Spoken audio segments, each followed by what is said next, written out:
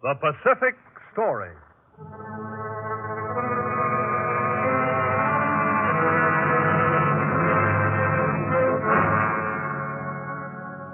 This is the story of the Pacific and its people, of the peaceful sea and the lands and lives it touches, and their meaning to us and to the generations to come.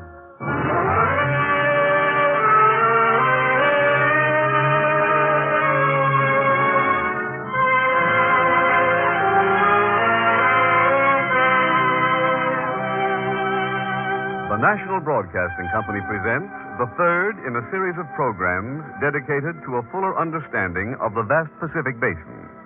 This new broadcast series, another feature of the Inter-American University of the Air, will deal with a different aspect of the Pacific each week, with drama of the past and present, and commentary by Owen Lattimore, authority on the Pacific, and Director Walter Hines, School of International Relations, Johns Hopkins University. This is the Pacific Story.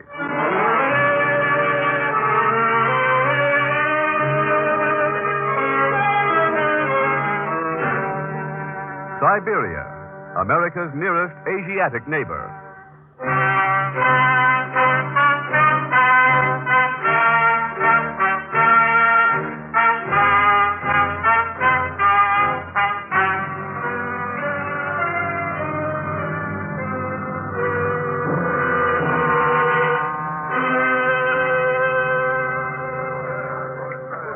Come over here. You can see better. Oh, yes, thanks. Certainly a lot of people turned out for the launching. The launching of this warship marks the opening of a new epoch. You mean because it's the first warship built by your Russians in the Far East? Because it shows that the industrialization of Soviet Asia has become a reality. Yes. Siberia is the America of this century. Just as you Americans built a self-sufficient economy on the wilderness in the last century, so we are doing here in Siberia in this century. Now, is this better? Can you see the ship? Yes. Fine. Powerful looking craft. This ship is built of steel that was made in the mills here at Komsomolsk. The iron and the manganese that went into the steel and the coal that ran the blast furnaces all were mined here in Siberia. Well, then you're practically independent from European Russia out here, huh? Practically, yes. It's incredible. It's as if this entire industrial region just rose up out of the ground. Here it is, 1939, and it seems that only yesterday there was nothing here at all. Yesterday, as you put it, where you are standing, was a fishing village, Terms. It wasn't even on the map, was it? Not on your map, perhaps. They're just about ready to send the ship down the way. Yes. How big is Komsomolsk? Oh, 300,000 or more. It was built entirely by members of the Young Communist League. 60% of the population here is under 30 years of age. That is why we call it the City of Youth. It's moving. It's sliding down the way. There she goes, down into the water.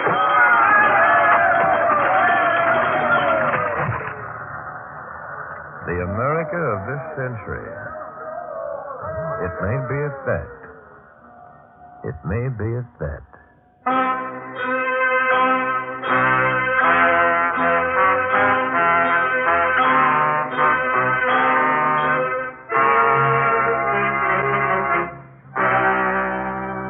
This is the new Siberia, Soviet Asia, Russia facing the Pacific and playing an important role in the affairs of the Pacific.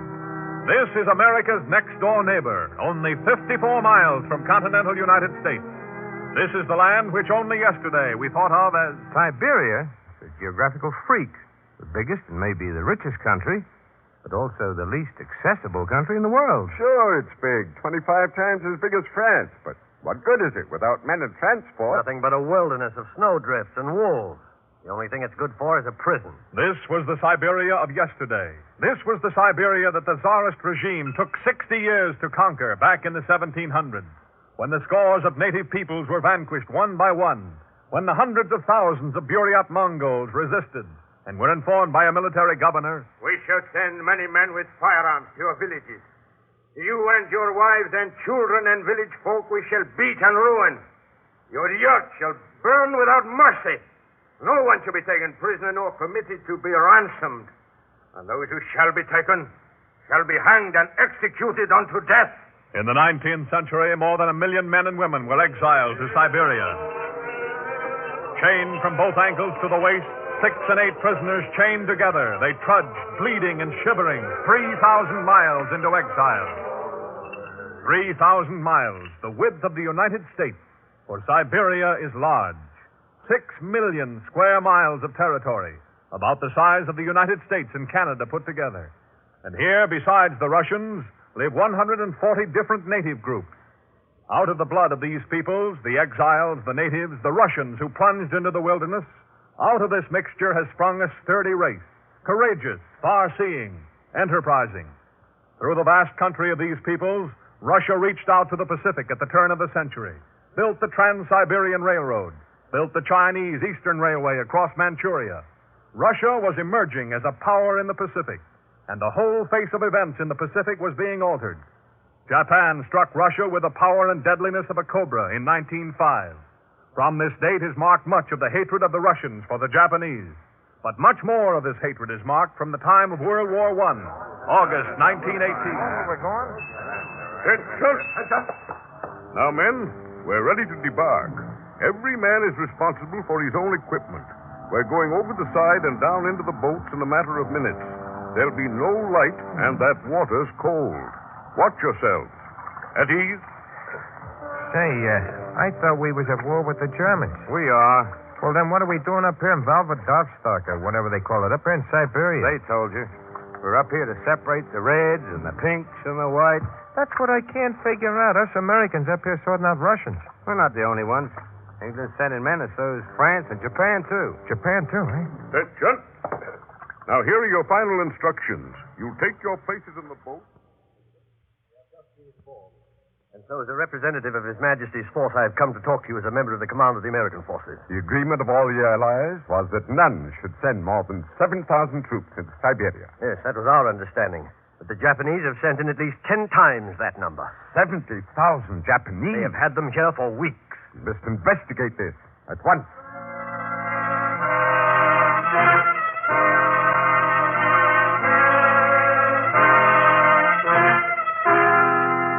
England, France, and the United States withdrew from Siberia in 1920, and let it be known they expected the Japanese also to withdraw. But the Japanese had plans of their own. When the Americans were safely across the Pacific, Japan seized Vladivostok. The next day attacked Nikulsk and Khabarovsk, conquered the Russian coast from the Korean border to the Okhotsk Sea, and held much of it until 1925. Here was spawned the hatred which is still to be resolved in the Pacific. In Russia, a new perspective on Siberia came into being. The question is, can Siberia be defended from European Russia? Siberia is linked to Moscow by the Trans-Siberian Railroad. The Trans-Siberian Railroad is long, very long, and slender. It takes 2 weeks for an express train to reach Vladivostok. Do you contemplate immediate danger in the Far East? It is with us always. If we here in Moscow should find it necessary to drain Siberia for supplies and armies to meet a threat in the West, it would be impossible to rush them back to the East in time if Siberia were attacked. We cannot reduce the distance. The solution is more transportation. Another railroad is necessary, and roads. That would not be a solution. To build another railroad would help, but a plan far bigger than that is necessary. We must make Siberia independent. Divorce it from the Soviet Union? Politically, no. But militarily and economically, yes. That would be like moving an entire nation, thousands of miles. That is what we must do. Siberia must turn its back on Russia proper and face the Pacific. With this policy, Russia undertook the most ambitious plan ever undertaken by any nation, of moving entire industries from the west to the east, of establishing towns and cities where none had stood before, transforming frontier outposts into industrial centers, of making Siberia an independent economic and military unit of the Soviet Union. We will explore the resources of Siberia And where we find resources, there we will locate our new industry. Research experts, engineers, scientists sought out the resources of Siberia, charted them. Timber, water power, oil, minerals. Great industrial plants rose out of the ground as if by magic. This is the Kuznets-Kubas coal basin. Well, part of it.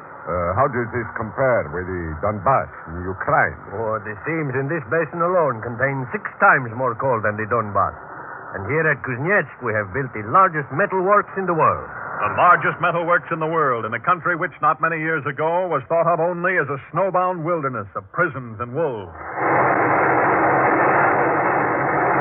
There, you see, they're about to pour the molten metal. There must be tons and tons of metal there. This plant alone makes more than 1 million tons of steel a year. Protect your eyes now. I can scarcely see, it is so bright. Oh, yes, sir. Levi!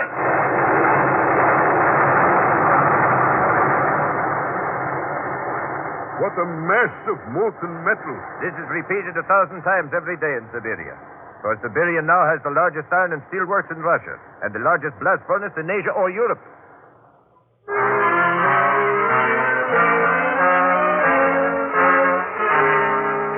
Scientific research. Find the resources and there build the industries. Now the howls of the wolves are drowned by the roar of steel mills. In the early 30s, another Siberian railway was started, the Baikal-Amur Magistral, to run from the Trans-Siberian Railway north of Lake Baikal straight across Siberia to the Amur River.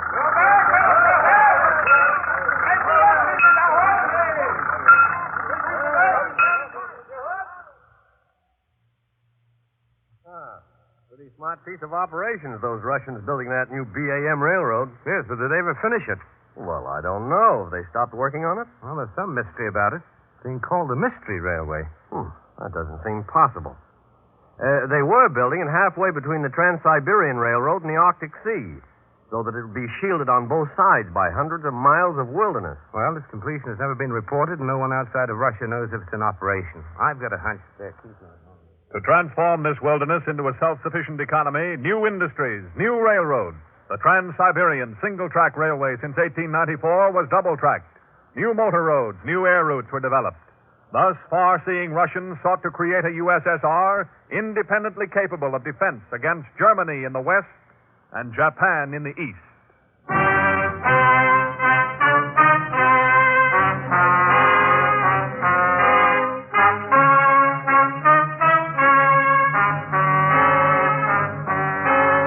June 1941, and Nazi Germany turned on Russia. Nazi panzers and airplanes struck across the western border, where, under the Tsarist regime, 90% of Russia's industries had been within 500 miles of the European frontier. 11 days after the Nazi invasion, Joseph Stalin declared in his scorched earth speech, To the enemy must not be left a single engine, a single railway car, not a single pound of grain or a gallon of fuel. The Nazis believed, and Stalin intended them to believe, that This means the Russians will destroy their mills and factories, dynamite them. It means they must push the invasion with all possible speed. not until 4 months later, in October 1941, when economic experts came to the three-power conference in Moscow, was the full intent of Stalin's speech revealed.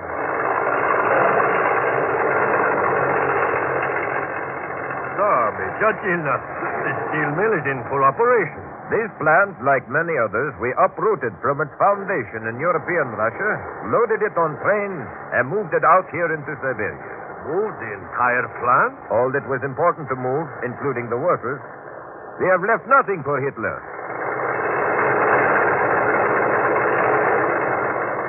The first bomb that fell on Russian soil rallied the many more than 100 different peoples of the Soviet Union against their common foe. From the burning sands of Turkestan to the frozen tundras of the Arctic, they rallied. 10 million men of all races, tongues, colors, creeds.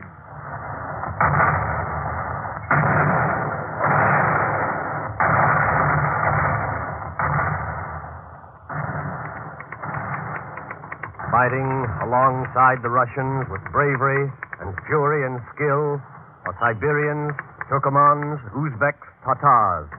Dark-skinned, tawny-skinned, slant-eyed, flat-faced Asiatic races, fighting fiercely alongside Ukrainians, Azerbaijans, and Bessarabians. Entire regiments of these colorful sons and grandsons of warrior tribes are operating in the front lines, meeting the It's understandable why you Russians should fight so fiercely in defense of your country. But why should these Asiatic peoples, thousands of miles from their home? They know this is their country, too. The Declaration of People's Rights guarantees autonomy and self-determination to all the peoples of the Soviet Union. To each people is guaranteed the right to its own language, its own culture, and its own institutions.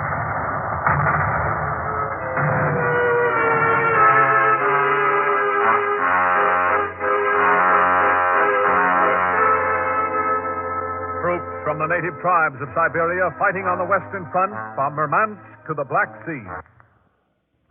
And in Siberia itself, an independent Red Army. A Red Army facing the Pacific, looking down over Mongolia and Manchuria, and with a watchful eye on Japan.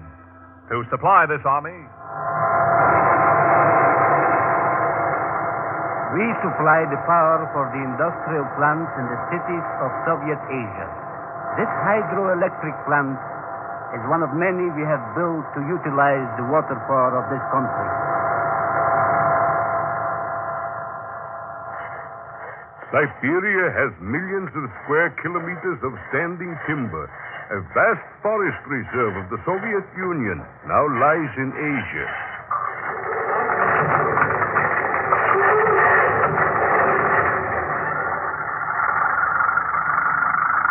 The fertile black plains of Siberia. From these fields comes our grain, enough for all Siberia and for the growing millions of European Russia. vast natural resources to support a Far Eastern army and to build an economy independent of European Russia. Self-sufficient Siberia. Self-sufficient and more. Siberia supplies itself and helps supply European Russia and the Soviet armies on the Western Front with untold millions of tons of fish, furs for hats and coats, and coal and iron to make steel to fight back the enemy. Heavy industries and industries of precision. A machine tool plant in the capital of Buryat, Mongolia? This is a logical place. Oh, we think of this country as a native frontier. You're thinking of the Siberia of yesterday. Precision machinery is as important here as it is in the other machine tool plants of Soviet Asia. Vladivostok, Irkutsk, and Krasnoyarsk. Precision machine tool plants. The hum of industry and the whirring of wheels, where only yesterday the wind swept across the barren frontier wilderness. Assembly lines as modern as American assembly lines. Take it away. Roll out the next bomber. Clear the way. Another bomber coming off the line. Airplanes, bombers, fighters, transports rolling off the lines at Tomsk and Irkutsk, rolling off the lines in Siberia. Like the American pioneers of yesterday, the Siberians are transforming a wilderness into a modern civilization with industries, schools, hospitals, libraries, and girding to defend it all against the enemy.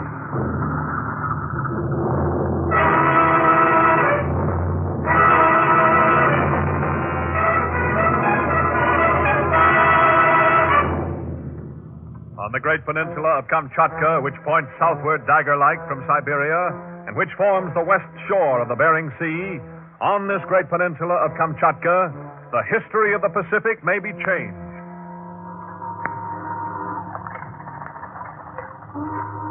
You see, the harbor of Petropavlovsk is ice-free the year round because of the warm Japanese current. It is bigger. Much bigger than I expected. We have grown much. Petropavlovsk is the capital of Kamchatka and also the largest Soviet port in the North Pacific. Not so many years ago, we had only one doctor in all the peninsula of Kamchatka. One doctor for 250,000 square miles? Yes, but now we have more than 100 medical centers. We have grown. Now children of many tongues are educated here. Kamchadas, Yukagirs, Lamuts, Chukchis, Eskimos, and Aluts. Development implies education. Of course. You have an air base here, do you? Yes. Petropavlovsk is an air base as well as a naval base. You see, the Japanese have their largest air and naval base just a few miles south of here at Paramushiro. I see.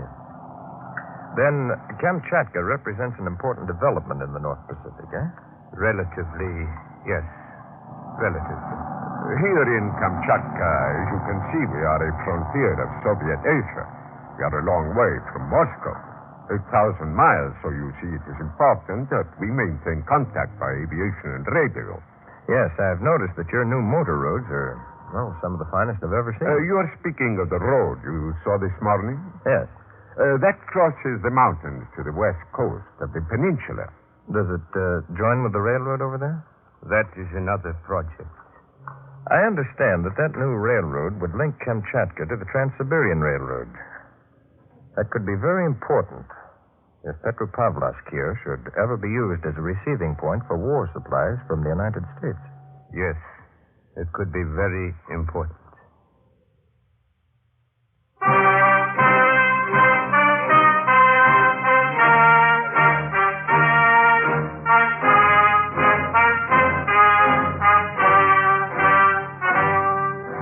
Upon the Russian control of Kamchatka and Soviet Asia, as upon the American control of Alaska and the Aleutians, will depend the events of the North Pacific.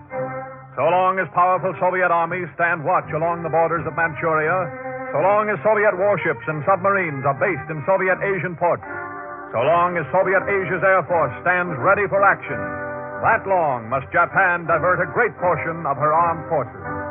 Whatever happens in Soviet Asia will have a dynamic effect upon the events of the entire Pacific.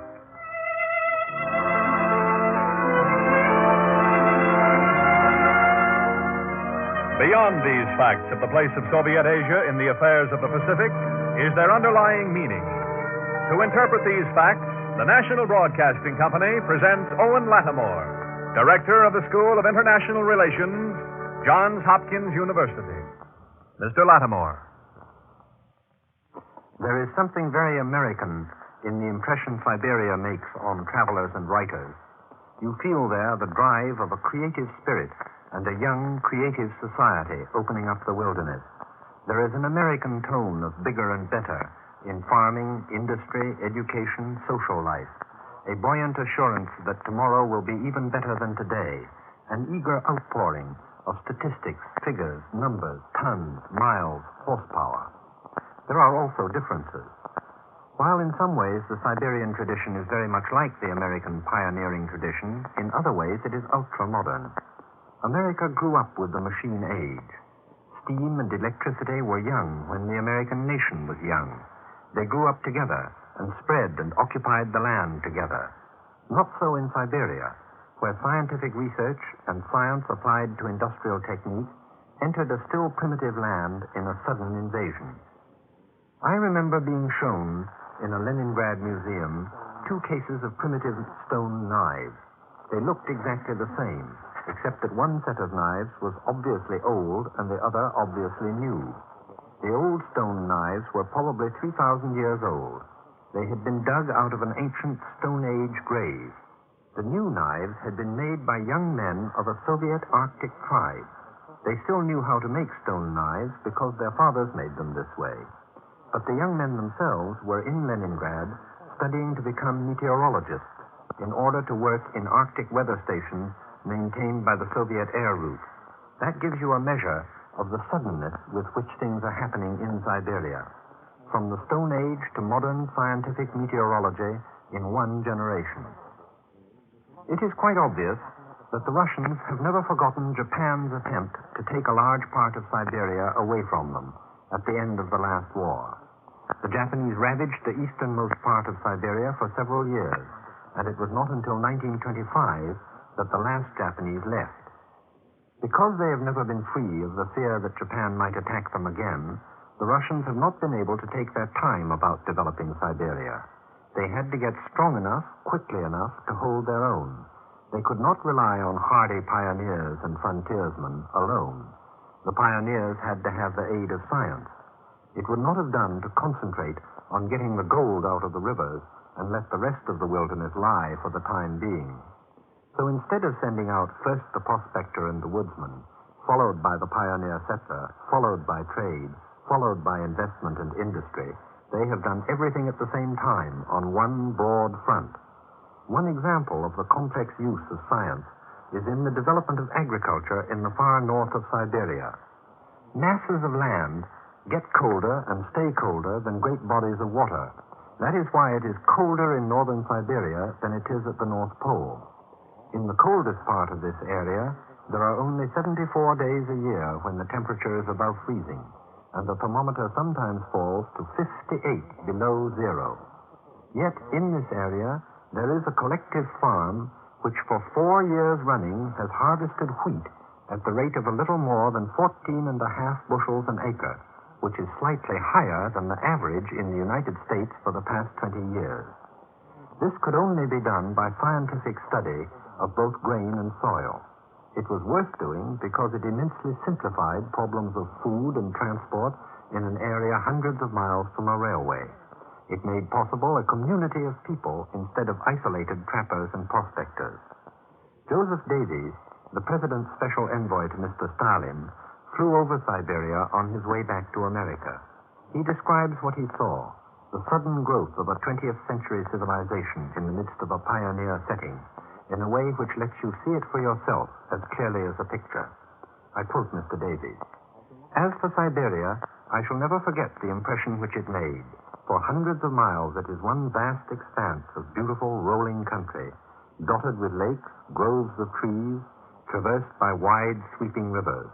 There were hundreds of square miles of great fields, bigger than our townships, in different colors of grain, all planted with precision and, from the air, looking orderly and well kept.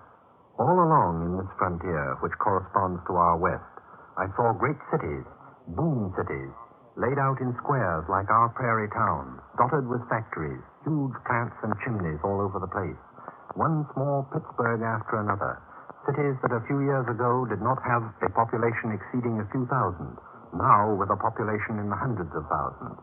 I saw one plant which was turning out fighting planes, the models of which were unknown in June 1941, and the factories for which and the machine tools for which did not exist 2 years ago, and they were turning out planes at the rate of 1,000 a month. End the quote. The impression of power, innate strength, vigor, and pioneer energy which one gets from this great section is extraordinary. We Americans are showing right now in Alaska that our own pioneer days are not over and done with, and that we too can combine the toughness of the pioneer with the skill and science of the 20th century. As a matter of fact, one of the great masters of life in the North, Wilhelm Stephenson, is an American. For many years, he has been preaching that the North is not a place where you have to leave civilization behind. It is a place where you can and ought to take civilization with you. And as we spread civilization there, we shall meet the spread of the civilization that is taking root and growing in Siberia. Thank you, Mr. Lattimore.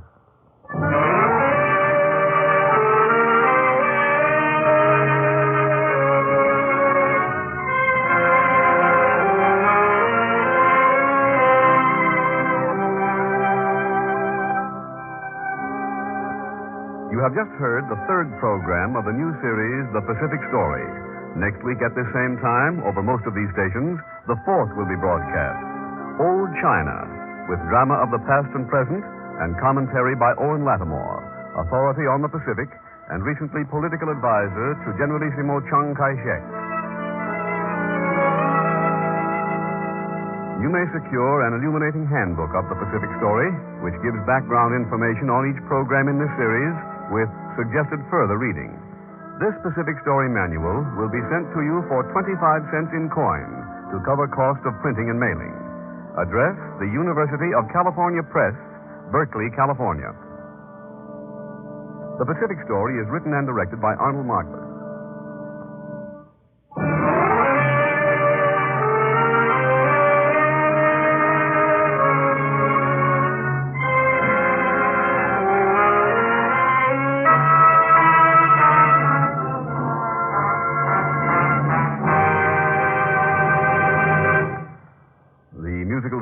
Pacific Story is composed and conducted by Charles Dant. Your narrator, Art Gilmore. This program has been presented as a public service and another feature of the Inter-American University of the Air by the National Broadcasting Company and the independent radio stations associated with the NBC network. This is the National Broadcasting Company.